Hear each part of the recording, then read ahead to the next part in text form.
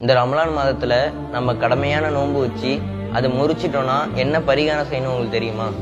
நபிகள் நாயகம் ஸல்லல்லாஹு அலைஹி வஸல்லம் சொல்றாங்க, யார் ஒருவர் இந்த ரமலான் மாதத்துல கடமையான நோன்பு வச்சு அவர் முடிச்சிட்டாரோ அவர் ஒரு அடிமையை விடுவிக்கணும், அல்லது அவர் 2 மாதம் தொடர்ந்து நோன்பு வைக்கணும், அல்லது அவர் 60 ஏழைகளுக்கு உணவளிக்கணும்னு சொல்றாங்க.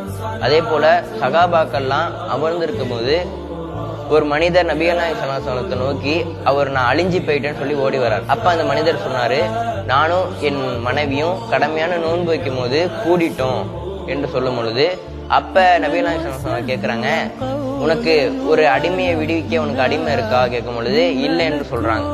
இரண்டாவதாக, நீ 2 மாதம் நோன்பு வைக்க உனக்கு சக்தி இருக்கான்னு கேட்கும் பொழுது அதுக்கும் இல்லை என்று சொல்றாங்க.